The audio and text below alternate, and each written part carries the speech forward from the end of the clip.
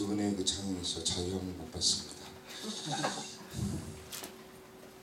오늘 우리가 읽은 마태복음 14장의 말씀은 참 우리에게 참 힘을 주는 귀한 말씀을 좀 있습니다. 인생을 살면서 참 앞뒤를 보고 좌우를 볼 때에 참 두려워할 게 너무나 많아요. 그런데 주님께서 나타나셔서 두려워 말라. 가나안 정복을 앞둔 여호수아에게도 두려워 말라. 주님께서 나타나셔서 오늘 우리에게도 두려워 말라 말씀하신 줄 믿습니다. 네. 그 앞에 나니 두려워 말라. 할렐루야. 네. It's me. Do not fear. 네. 그래서 참 주님이 누구신가를 아는 것에서 우리가 두려움에서 자유함을 얻을 수 있구나. 네. 마르쿠스 위시 쓴 두려움을 이기는 영혼이라는 그 책에서도 현대인의 가장 큰 적은 두려움이다. 그래서 모든 부정적인 감정은 두려움에서 온다. 우리가 참 같이 느낄 수 있는 그런 말씀입니다. 두려움만 없다면 많은 일을 할 수 있을 텐데, 이 세상의 무대는 담대한 자들의 것이지 않습니까? 천국도 마찬가지예요. 핍박을 두려워한다면서 어떻게 천국 갈 수 있겠습니까? 그리고 하나님의 일도 담대한 자의 것인 줄 믿습니다. 희생을 두려워하면 아무 일도 할 수 없다는 것이죠. 믿음하고 담대함하고 너무나 연결이 되어 있음을 우리는 알 수가 있어요. 제가 참 좋아하는 찬양이 낮의 해처럼 밤의 달처럼 그렇게 살 수 없을까.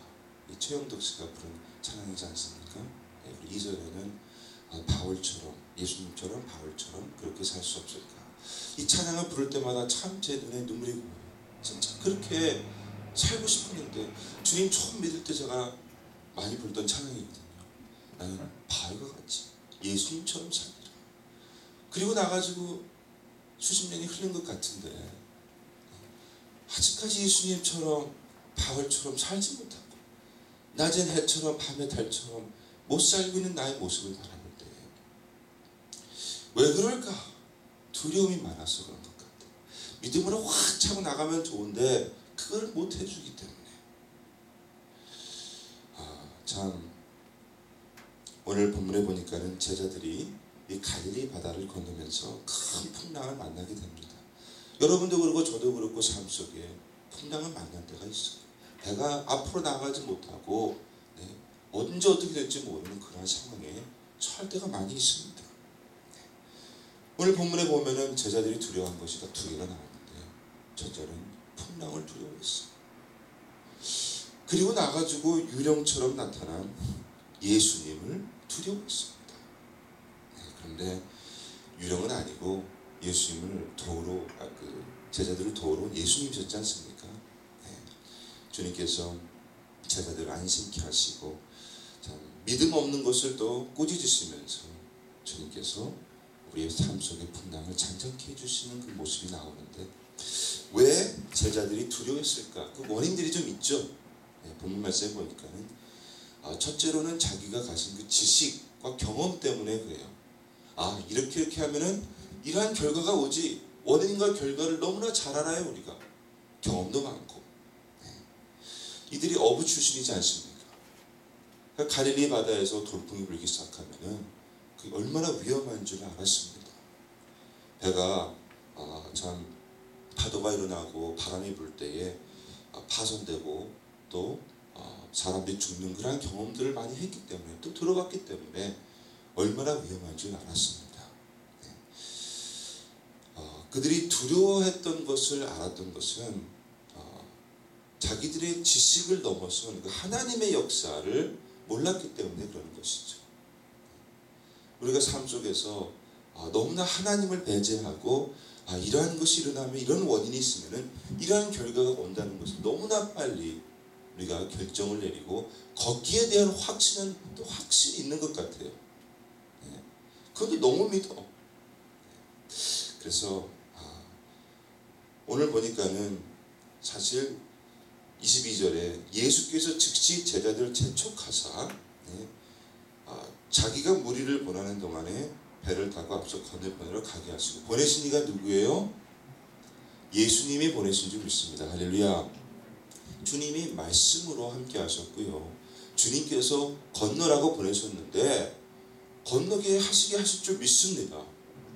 이 자리에 나와 있는 우리 중에서 하나님으로부터 보냄을 받지 않은 사람이 어디 있습니까? 다 보냄을 받은 줄 믿습니다. 주님께서 저와 여러분을 부르셨고, 어떠한 주님의 그 놀라운 영광을 위해서 우리가 쓰임받고 있는 중이에요. 보냄을 받은 줄 믿습니다. 분명히 주님께서 시작하신 이가 모든 것을 완성시킬 때가 온다는 것이죠. 분명히 건너게 될 줄 믿습니다. 그 주님을 알아야 되는데 우리가 왜 두려워하느냐? 너무 똑똑해서 그래요. 똑똑해서. 여러분 아세요? IQ가 90 미만의 사람은 절대로 자살하는 법이 없다고 합니다. 여러분 아직까지 힘든 세상을 살면서 자살 안 하셨어요. 그럼 대충 계산이 되지 않습니까? 걱정하는 법도 없다 그래요. 그리고 죽음의 순간까지도 조용히 맞이한다고 합니다. 연구 결과예요. 똑똑한 사람, 머리가 좋은 사람, 생각을 많이 하고 쓸데없는 걱정을 너무나 많이 한다 그래요. 계산이 잘 되니까 다른 사람보다 착착하면은 이렇게 했구나 하고 다른 사람보다 너무나 많은 계산이 나오는 거예요. 그러니까 더 염려하고 더 걱정하고 그것 때문에 더 좌절에 빠지고 디프레스가 된다는 것이죠. 똑똑한 사람이 먼저 절망을 한다. 참 놀라운 그러한 연구 결과인데, 그렇죠. 피난 가는 어머니는 마음이 근심이 있는데 그 등에 업힌 아이는 생리적은 잘 자지 않습니까? 어머니 등에 업혀서 어머니가 나를 해결해 줄 거라는 모든 문제 다 해결됐어요. 부모 품에 안긴 그 아이의 마음이 그러지 않습니까? 주님께서는 우리가 그런 어린아이와 같이 되라는 것이에요. 천국을 어린아이와 같이 받을 수 있다는 거예요. 참 그 삶이 얼마나 천국을 누리는 삶을 살겠습니까? 무엇인지 전문가가 되면은 더 불안해요. 가끔가다 저는 모르지만서도 이렇게 운전하면서 라디오를 듣다 보면은 전문가들이 나와가지고 뭐 경제가 어떠네, 뭐 정치가 어떠네 막 하면서 큰일 난 것처럼 얘기를 해요. 그 사람들 얘기를 듣다 보면은 이거 무슨 일이 터지지 않을까 이런 생각이 들어요. 채널을 얼른 돌려버립니다. 기독교 방송으로 탁 돌려버려요. 여러분 몇 년 전에도 그런 얘기를 들은 것 같아. 또 수년 전에도 계속 전문가들이 그런 많은 말들을 했던 것 같아요. 수년이 지나고도 뭐 별 차이 안 나거든요. 그런데 많이 알기 때문에 별별 걱정을 다 하는 것 같아요. 어떻게 보면은 우리가 주님 안에서는 약간 좀 어리석은 자가 되는 것이 더 지혜로운 것인 줄 믿습니다. 너무 아는 게 많고 너무 판단을 빨리 한다는 것이죠. 10명의 정탐꾼들이 정탐하고 와가지고 똑똑했어요. 이건 아무리 계산해도 불가능한 것이야. 어떻게 보면은 모르죠.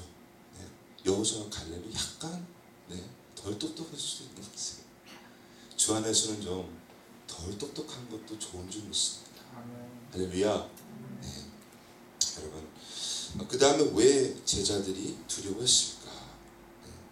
하나님의 하신 일에 대한 좀 건방증이 있었던 것 같아요. 잊어먹는 것. 성경에 보면은요, 바로 몇 시간 전에 그 디베랴 광야에서 예수님께서 5,000명을 먹이셨어요. 그 어린아이 도시락 하나 가지고 5,000명을 먹이시는 그 놀라운 기적을 경험하고 나서 그 하나님의 능력을 체험한 자들이 바다에서 풍랑 하나 만났다고 두려웠다라는 것이에요. 참 여러분과 저의 삶 속에서 하나님께서 분명 함께 하시고 얼마나 위대하신 분이시라는 것을 여러 번 증명해 주신 줄 믿습니다.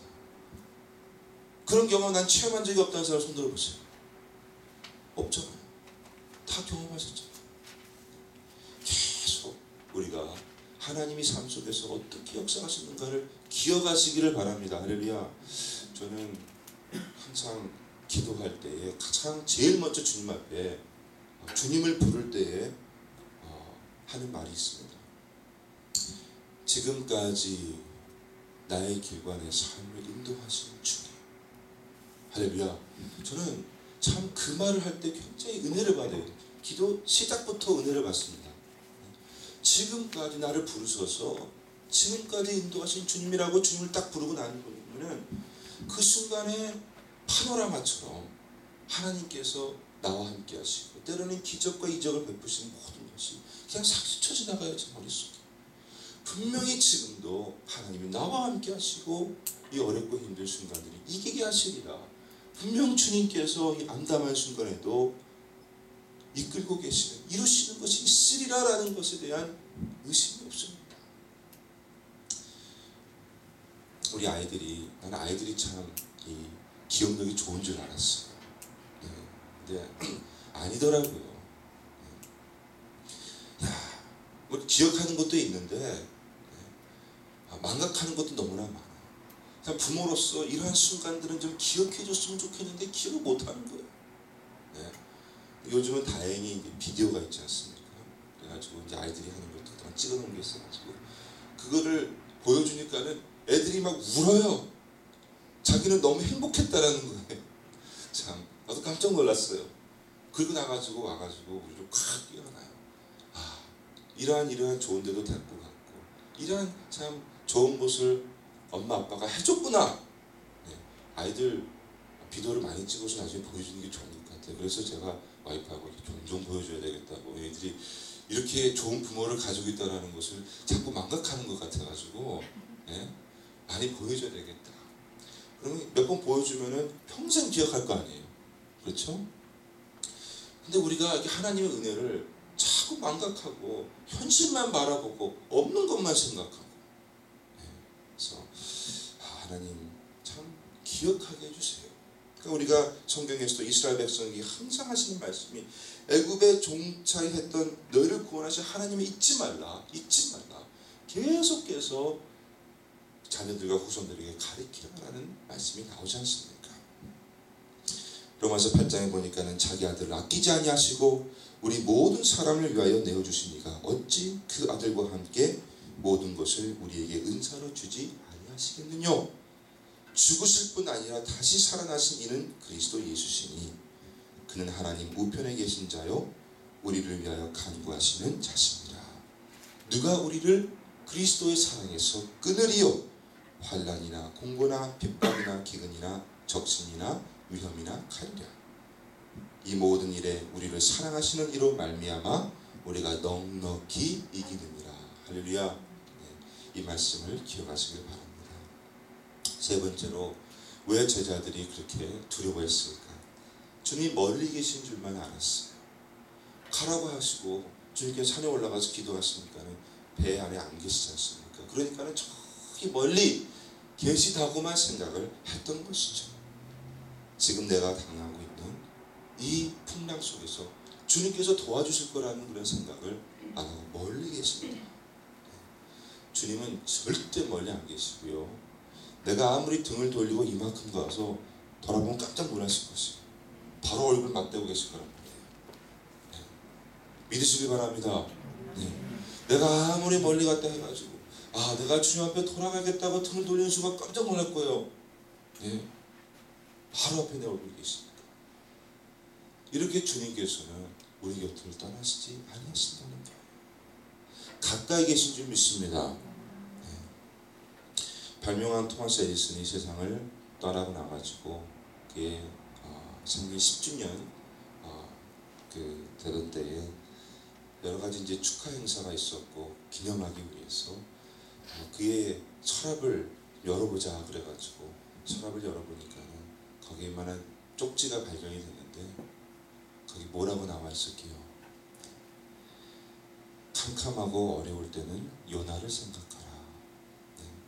그러니까 이 에디슨도 얼마나 많이 좌절할 때가 많았겠어요. 캄캄하고 어려울 때 요나를 생각하라. 물고기 뱃속에서 3일간을 보내면서 하나님을 찾았던 요나. 캄캄할 때 우리가 주 앞에 무릎 꿇고 주여 부르는 순간에 주님이 진짜 내 앞에 계시는 걸 체험할 수 있을 정도로 주님이 함께 하심을 체험하게 될 줄 믿습니다. 네. 여러분, 기도하지 아니할 때, 주님을 부르지 아니할 때 우리 마음의 두려움으로 가득 차게 되어 있어요. 네 번째로 왜 두려워했느냐? 참 이거는 놀라워요. 풍랑 때문에도 두려워하는데 이 밤에, 잠깐만 밤에 갑자기 유령이 나타나니까 얼마나 놀랐겠어요. 네. 안 놀랄 사람이 어디 있겠어요.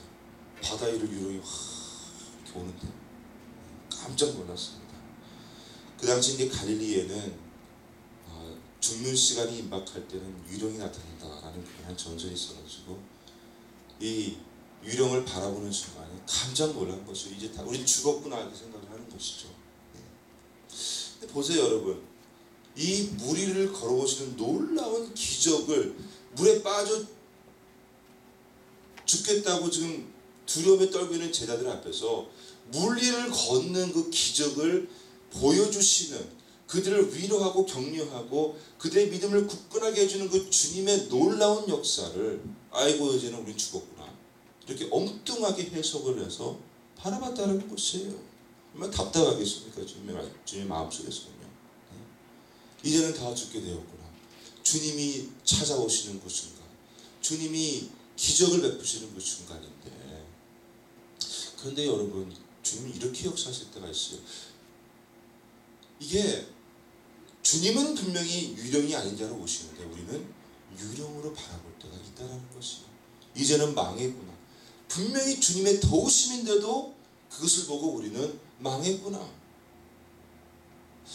여러분, 다니엘의 세 친구가 불 속으로 던짐을 받습니다. 근데 세 사람이 불 속에 던짐을 받았는데 보니까는 네 사람이 거기 걸어다니고 있는 것이에요. 그 네 번째 사람은 누구였습니까? 주님이셨죠. 여러분, 불 속에서 그들이 주님을 만났어요. 이제는 죽을 수밖에 없겠구나. 내 몸을 불사르는 그 불이 그들에게 멸망이 아니라 오히려 생명을 주는 하나님의 기적의 역사였다는 것이에요. 그러니까 하나님의 도우심이 우리가 잘못 바라봐서, 인간의 판단으로 잘못 바라봐서 그 안에 계신 주님은 보지 못하고 이제는 우리는 죽었구나, 유령과 같이 바라볼 때가 있다는 것이에요. 그래서 두려워하는 것이에요. 하나님께서 함께 하실 때 하나님께서 이 내가 지금 당면한 어려운 순간에 분명 역사하고 계시지 않겠냐 이것이에요. 할렐루야. 역사하고 계시는 줄 믿습니다. 믿으시기를 바랍니다. 여러분, 복음을 전하는 그 바울의 삶에 참 여러 가지 허락하신 가시가 있었고요. 여러 가지 핍박과 고난이 있었지만서도 그 핍박과 고난을 통해서 하나님의 살아계심과 하나님의 도우심과 역사하심이 이루어졌다는 것이에요. 인간적으로 보면은 그 참 연약함 때문에 죽을 것 같은데 주님께서는 연약함 속에서 강함이 있음을 보여주셨어요. 내 은혜가 내가 족하니라. 주님의 능력이 우리 연약함을 통해서 완성됨을 주님께서는 알려주셨다는 것이죠. 그래서 사도 바울의 고백은 우리가 이 보배를 질그릇에 가졌으니 이는 심히 큰 능력은 하나님께 있고 우리에게 있지 아니함을 알게 하려 하심이라. 사방으로 우겨쌈을 당하여도 쌓이지 아니하며 답답한 일을 당하여도 낙심하지 아니하며 박해를 받아도 버림받지 아니하며 거꾸로 디름을 당하여도 망하지 아니하고 우리가 항상 예수의 죽음을 몸에 짊어짐은 예수의 생명이 또한 우리 몸에 나타나게 하려 함이라. 할렐루야. 예수님의 생명, 예수님의 능력, 무엇을 통해서 나타나느냐? 바로 우리의 연약함을 통해서, 예수의 죽음을 짊어진 데에서 이제는 우리는 죽었구나라고 생각할 수밖에 없는 그러한 상황이었어요. 드러나게 되는 줄 믿습니다. 그러니 우리가 두려워해서는 아니 된다는 것이죠. 여러분, 죽음의 사자처럼 보이는 것을 보니까 그 안에 주님이 계시더라. 오늘도 우리가 이 세상을 살아가면서 우리 안에 두려움을 유발할 수 있는 여러 가지 일들이 있겠지만서도 두려움을 정복하는 그 믿음의 삶을 사시기를 주의 이름으로 축원합니다. 기도하겠습니다. 좋으신 주님 감사합니다.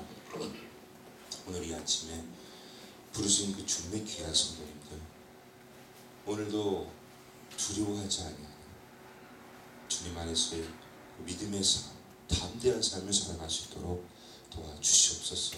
약속하시고 우리를 보내신 이가 끝까지 우리와 함께 하시며 주님께서 역사하고 계심을 우리가 믿어 의심치 않게 하여 주시옵소서. 제자들이 유령으로 바라봤던, 죽음의 사자로 바라봤던, 두려워했던 그가 그 안에 주님이 계셔서 역사하고 계셨음을 우리 삶 속에서도 체험하게 하여 주시옵소서. 이미 승리를 주님께 주셨습니다. 그 승리를 취하는 삶을 살게 되기를 원합니다. 참으로 우리의 담대함, 믿음이 담대함으로 드러나서 두려워하고 벌벌 떨 수밖에 없는 주위의 수많은 우리가 접하는 영혼들에게 하나님의 영광과 능력을 드러내는 삶이 되게 하여 주시옵소서. 예수님 이름 붙들고 기도합니다. 아멘. 기도하시겠습니다.